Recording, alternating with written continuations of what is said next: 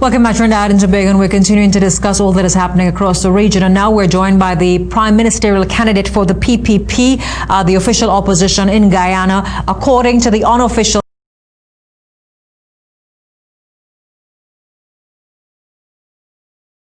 reports and what we're seeing according to the Observer team. They won the last election, but this matter is now before the CCJ. And joining us, Brigadier Mark Phillips. Brigadier, good morning. Thank you for joining us. Good morning. Now, Brigadier, let me start with, I know that you heard part of Prime Minister Nagamutu's statements.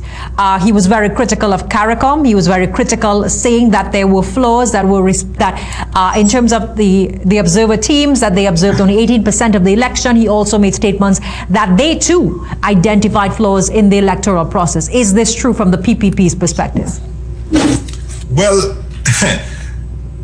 that is not true, because every individual, every organization, local or international, that speaks out against the APNU AFC is deemed an enemy, and you will expect critical comments from the leadership of the APNU, including the Prime Minister. As you know, Guyana pursues its national interests through a number of regional and international organizations: CARICOM, the OAS, the Commonwealth of Nations, the United Nations, and many of those organizations were granted observer status at our elections. And it is not surprising that at this stage, the APNU AFC remains critical of the reports from the observers representing those organizations at our elections. The bottom line is, the PPPC won the elections. The APNU AFC won elections in 2015, and 5 years after, they were voted out of office by the people of Guyana. Now, you know, Prime Minister Nagamutu insinuated that there are those with interest in this. He identified Prime Minister Gonzalez. He spoke about the business community. He spoke about the diplomatic community. Is it that all of these entities are aligned to the PPP? No one is aligned to the PPP. These are organizations and groupings in Guyana that has an interest in peace and stability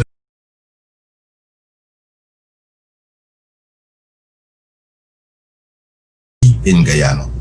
They have an interest in seeing a conclusion, a peaceful conclusion of this whole political impasse in Guyana.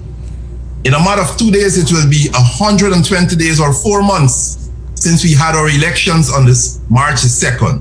And we are still awaiting a declaration from GCOM. However, we have the results.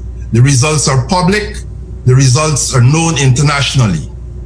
We had a recount after the elections. You know about the recount. I don't need to go over that again. The recount took 33 days. The recount was supervised or observed by representatives from CARICOM and the OAS who were there. The recount showed clearly that we had 460,352 valid votes. We had 233,000 valid votes for the PPPC and 217,000 valid votes for the coalition, with the remainder of 9,000 votes for the smaller parties. How do you explain what Prime Minister Nagamutu said when he said that there are dead people who were on the list, and he can't verify that the 100,000 plus votes are credible votes? You know, I don't want to laugh at Mr. Nagamutu. I have a lot of respect for him, but on this issue, you know, if there are any irregularities, any anomalies that are observed, and it was observed during the recount process, they're captured in what we call an observer report. And that observer report, Mr. Nagamutu and his party can use that observer report and approach the court in the form of an elections petition. Obviously, after the rightfully elected government is sworn into office, they can start the process of approaching the court in the form of election petition. That occurs in every Commonwealth country. That's a facility available in every Commonwealth country. And Mr. Nagamutu and his party could use that recourse to seek justice in the court system of Guyana. Now, also, let me ask you, in terms of this entire process, the relationship with CARICOM now, are you fearful that there may be some sort of sanctions that will be put down because of this election results? Well, I don't think CARICOM wants to sanction anyone. CARICOM is more interested in the conclusion of this whole political impasse in Guyana.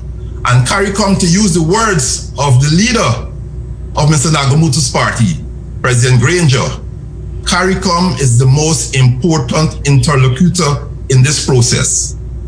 Both sides respect CARICOM.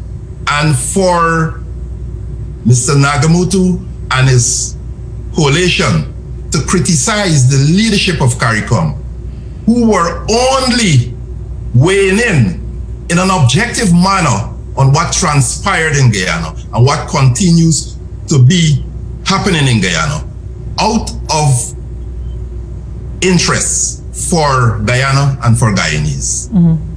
So Mia Motley, Honorable Mia Motley, she is the chairperson of CARICOM. She's the outgoing chairperson of CARICOM, and so maybe in another week or 2 weeks' time, Mr. Ralph Gonzalez will be the new chairperson of CARICOM.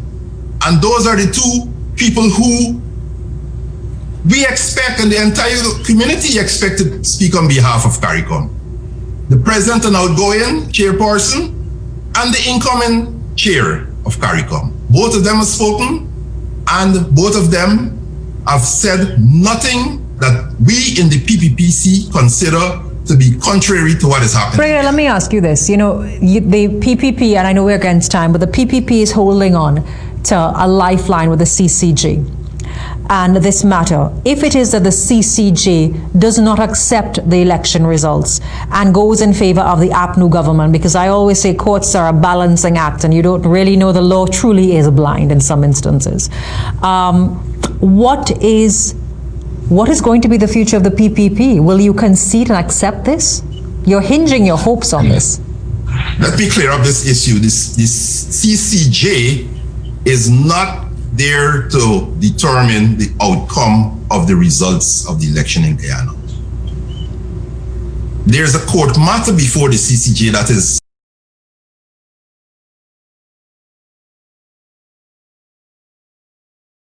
linked to the whole elections and elections results in Guyana.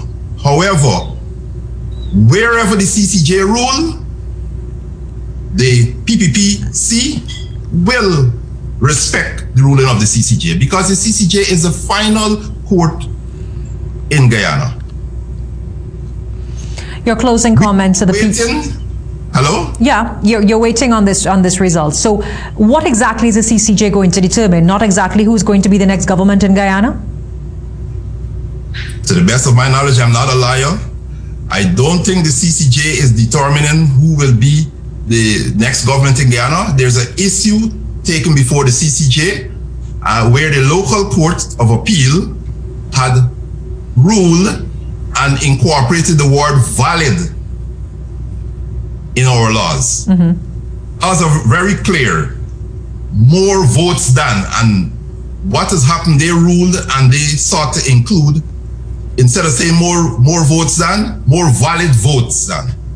So that is the essence of the matter taken to the CCJ, that if you already say more votes than, it is understood that all the votes you're talking about are valid votes, and there's no need to put that word in there. So I'm aware there are other issues that will be discussed. However, some legal person will have to deal with that. When is there going to be an election winner? And that's my final question to you. When will the nation, when will the people, after voting on March 2nd, know that this is going to be my government?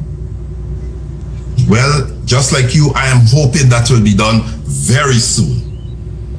I am hoping that will be done very soon. So who is going to determine that? Explain it to me in the next minute. How? Okay. The Guyana Elections Commission is a constitutional body, and they have the responsibility of declaring who will be the winners of the election in Guyana. Mr. Nagamutu, you raised the question and he tried to explain to you just now that the Chief Election Officer submits a report to the Guyana Elections Commission. He did submit a report where he sought illegally to disenfranchise 115,000 Guyanese.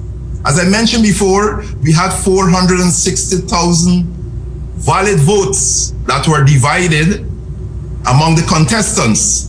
And it showed clearly that the PPPC won the elections by 15,416 valid votes. That is knowledge throughout the world, throughout Guyana. That is listed on the statements of recount. That is in the possession of everyone. The Chief Elections Officer is expected to compile a report based on those valid votes. You cannot tamper with the votes. The most he can do is tabulate what is listed there. And as part of his report, you have what you call an observation report. And he can list a summary of all the anomalies and the irregularities that were uncovered during the recount process. So here you have a report with the quantitative aspect of the elections and the observation summary. All he has to do is to submit that report to the Guyana Elections Commission, and through their deliberations, they arrive at a stage where they make a declaration. What the Chief Elections Officer did, and the Chief Election Officer is not a constitutional officer. There's no constitutional office there. He's a statutory officer who works for the Elections Commission. He's an employee of the Elections Commission. He's subject to the control of the Elections Commission. All he's required to do is to submit his report as I outlined earlier, not to tamper with any of the valid votes, not to disenfranchise anyone. Do you think that the Chief Elections Officer, the government has said that they have no control over the elections officer or the commission? Do you think that it's all above board? My final question. I know we're against time this morning. Do you think what? Do you think that the Chief Elections Officer do you think that the results have been tampered or swayed, or is it being influenced in any way? The Chief Elections Officer failed to perform his duty in keeping with the laws of Guyana governing the elections. The Chief Elections Officer has submitted a report that is not only erroneous, but is fraudulent. Mr. Brigadier, I do want to thank you very much for taking our call this morning. We are out of time. I'm sure that this issue is not going to die anytime soon. We will continue to have representatives from both sides as we continue to monitor what's taking place out in Guyana. We take a